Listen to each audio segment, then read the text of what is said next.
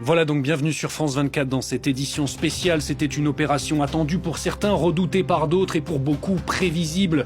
Le jour était levé quand des panaches de fumée se sont élevés dans le ciel de Téhéran. Peu après, d'autres villes de l'Iran ont fait état d'explosions, à Ilam, Ispahan, Qom, Karaï notamment, vous le voyez sur cette carte.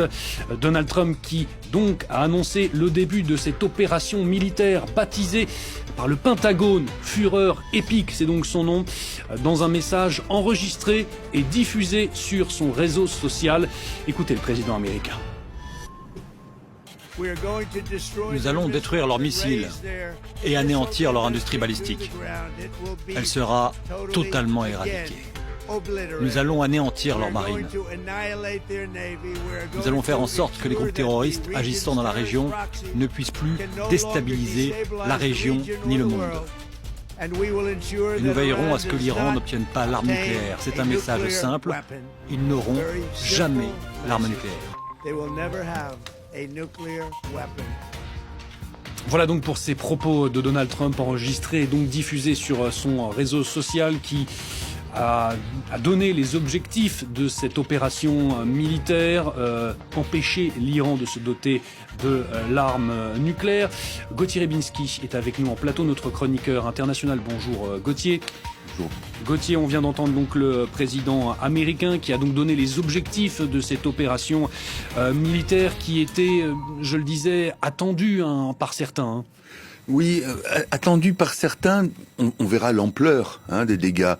Et en même temps un peu pusillanime, dans la mesure où ce que dit Donald Trump, et même ce que disait le gouvernement israélien cette semaine, c'est nous voulons détruire la capacité nucléaire et de fabrication, et notamment de fabrication de centrifugeuses. Très bien. Mais est-ce que c'est ça le fond du problème ? Est-ce que ça nécessite une telle armada? Et puis surtout, est-ce que c'est ça qui annihile les possibilités d'activité nucléaire militaire de l'Iran? Or là, il y a une ambiguïté que l'on soulève tout de suite à travers les propos de Donald Trump. Donald Trump dit « Nous ferons en sorte que l'Iran n'ait jamais l'arme atomique ». Mais oui, mais qu'est-ce qu'on fait dans le cas où le régime change à Téhéran ? Où un authentique régime démocratique voit le jour. Alors vous me direz, les questions ne sont pas forcément plus simples, mais quand même, la table est moins chargée d'impossibilités et un peu plus de perspectives. Le fond de l'affaire, il est bien là, et là, il est abordé par très peu de personnes. C'est une affaire aussi qui tient au gouvernement des mollahs.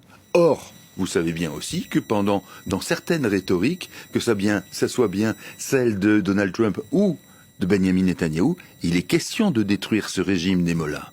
Et que là, on peut se dire, au moins on peut être opposé à cette idée-là, mais au moins on peut se dire qu'il y a une forme de cohérence. Parce que là, les frappes telles qu'elles sont, encore une fois, il faudra voir sous réserve d'inventaire de ce qui a été détruit, mais telles qu'elles sont, c'est un problème qui sera récurrent et qui servira à d'autres éventuellement attaques, sans que le fond de l'affaire ne soit réglé.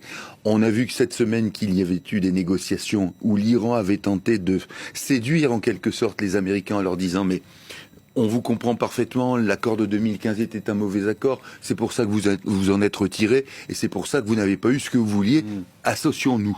Eh bien, là, c'était ce que l'Iran avait proposé aux États-Unis. Les États-Unis n'en ont pas voulu. Mais vous voyez que, à force de dire « nous allons viser nous allons viser des installations particulières ». Très bien, mais jusque quand cette affaire peut-elle durer alors que la capacité iranienne est indéniable? Mais au fond, c'est une question à nouveau politique.